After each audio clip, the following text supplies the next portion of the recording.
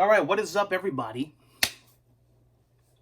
Merry NJ08 is here with my continued E3 coverage. Next up, Ubisoft, the Ubisoft press conference. Let's get right into it. Opens up with the Assassin's Creed Orchestra.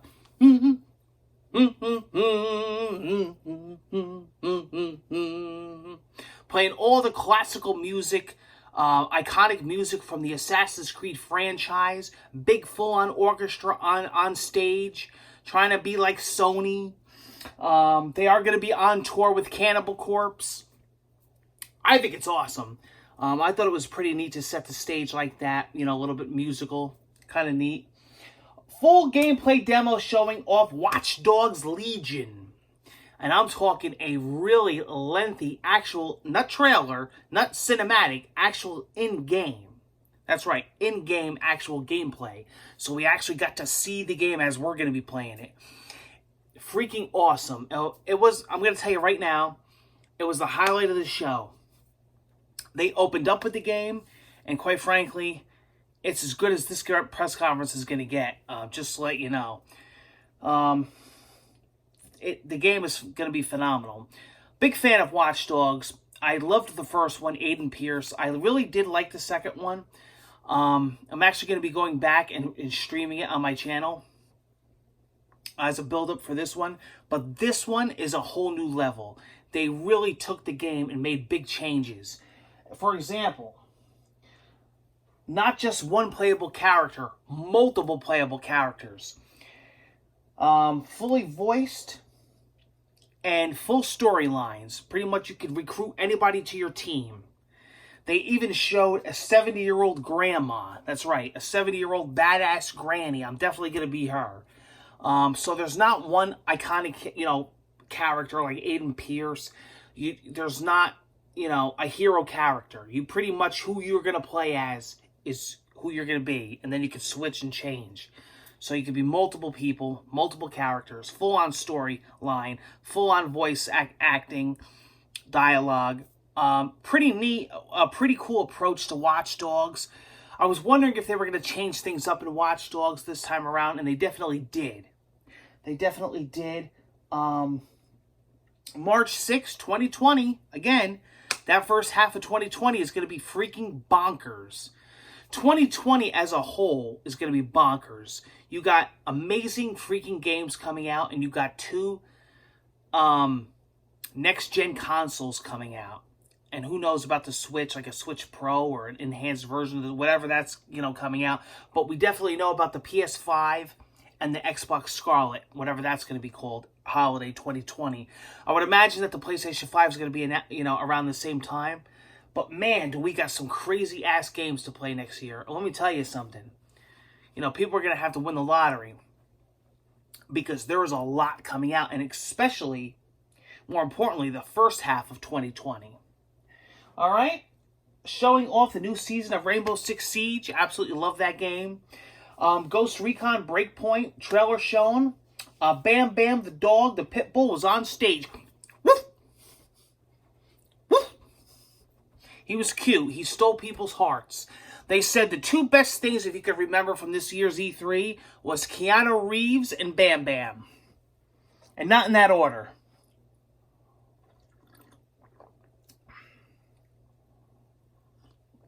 Next, they need like a baby tiger. AI teammates.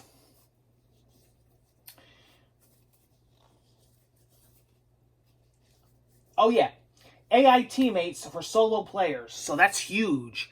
That's huge. That's going to be a part of Ghost Recon Breakpoint. That wasn't in the original Ghost Recon or the last one. So that's kind of cool. That's actually a really, really big deal. Trust me, there's a lot of solo players out there. So this is big news to them. October 4th, and exactly a month before, well, almost exactly a month, September 5th, a beta will be coming out. So I will definitely be covering the beta on my channel. Hopefully maybe get some codes for you guys. Have to see what strings I can pull. And I will definitely be I definitely will be buying the retail version of that game to cover on my channel, especially if I like the beta. We'll definitely try out that single solo player experience. Just Dance 2020, I put next to it Crap Fest filler.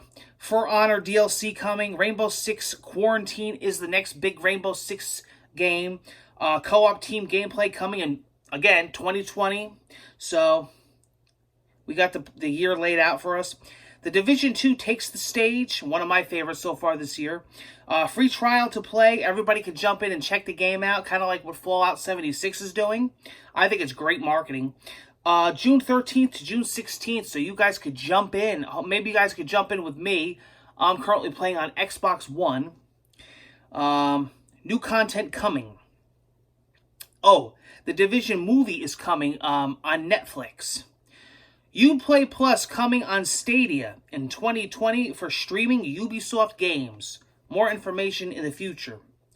Roller Champions announcement. A skill-based PvP sports game. Demo is available on PC today, so you can actually check it out. Showing off new game being worked on from the creators of Assassin's Creed Odyssey. It's called Gods and Monsters. Will be coming out February 25th, 2020. It's amazing, too, that some of these games have definitive release dates for 2020. I don't know. I wasn't too crazy about this press conference. I don't know what it was about this press conference, but it just... I wasn't feeling it. You know how something has to hit you? This one didn't hit me. This one, to me, kind of felt like Square Enix did a few years ago. Now, just so you guys know, I'm not going to get into detail because I'm going to have a full-on podcast, episode 2 of Murray Chat Podcast.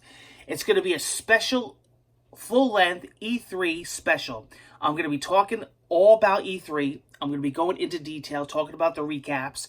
And at the end, we're going to have a recap, highlights. But more importantly, I'm going to actually have an awards show that I do every year. Who won E3? This year, I'm actually going to rate them from the least to the best. So, the conference that actually is in the last place gets the Stink Award. If you remember, Square Enix is usually notorious for that.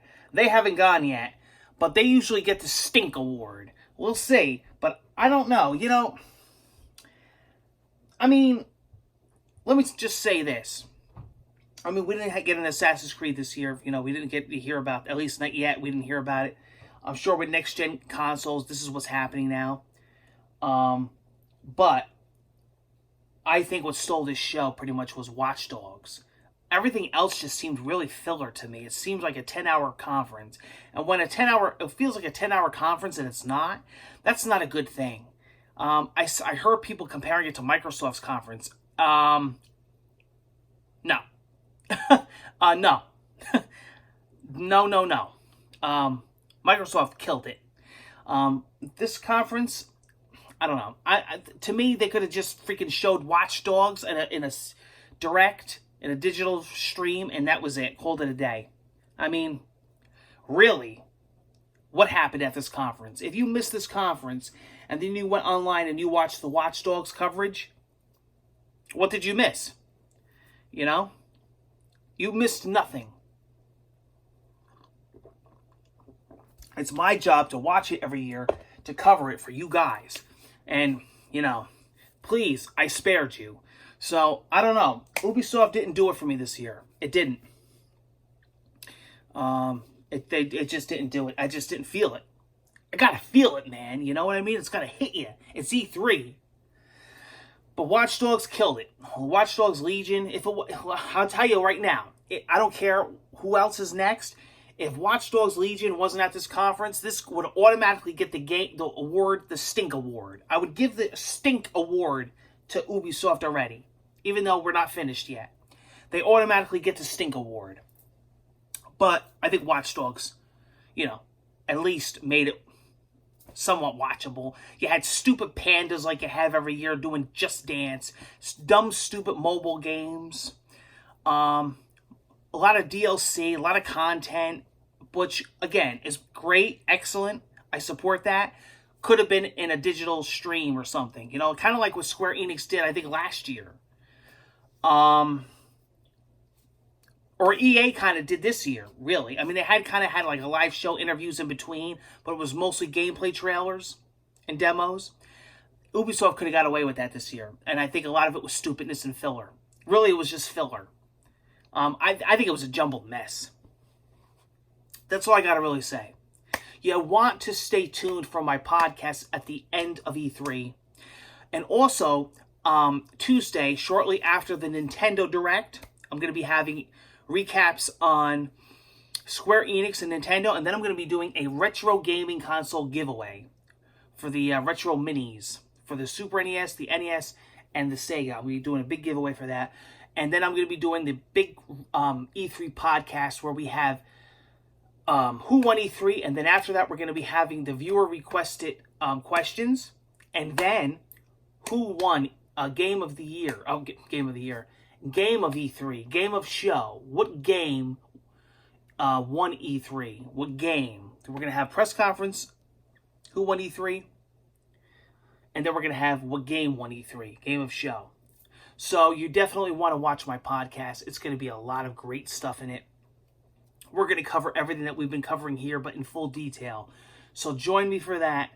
Thank you for watching my extended E3 coverage. We got a lot more coming. E3 is going to be awesome. We still got tons to cover, tons of trailers to watch, tons of gameplay, tons of interviews, and I'm going to be bringing it all to you, both here on Merry Chat and both on the Merry Chat podcast. Murray out! Love saying Murray out.